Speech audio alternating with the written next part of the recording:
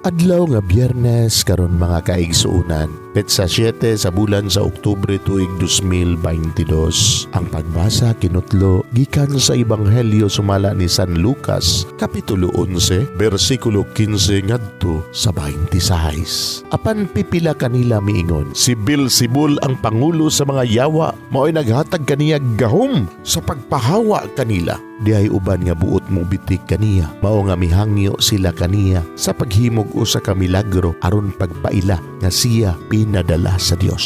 Apan nahibalo si Jesus sa ilang mga hunahuna ug miingon siya kanila, bisan unsang nasura nga magkabahin-bahin ug mag-unay pag-away, dili mo lungtad ug dugay, ug ang banay nga magkabahin-bahin maungkag.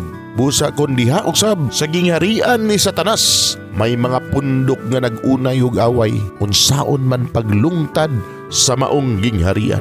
Nagingon kamo nga naghingilin ako sa mga yawa, tungod kay gihatagan ako ni Beelzebul o gahong paghimo niini. Kung giingon nako niini paghingilin ang mga yawa, giunsa man di ay sa inyong mga sumusunod pagpapahawa kanila. Ang inyong kaugalingong mga sumusunod nagpaila nga sayop gayud kamo. Ang tinuod mao nga naghingilin ako sa mga yawa pinaagi sa gahom sa Dios, og nagpamatuod kini nga miabot na ang paghari sa Dios diha kaninyo. Kung ang usa ka tawo nga kusgan ug sangkap sa tanang hinagiban, magbantay sa iyang balay, dili gayud kahilabtan ang iyang mga butang. Apan kun may mas kusgan pa nga mosulong ug mobuntog sa maong tawo, ang labing kusgan moilog sa tanang hinagiban nga gisaligan ni adtong tawhana, ug bahin-bahinon sa mas kusgan ang tinulis. Ang dili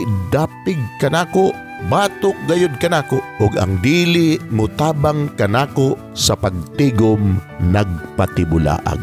Mga igsuon, ang Ebanghelyo sa Ginoo. Daygon ikaw o Kristo.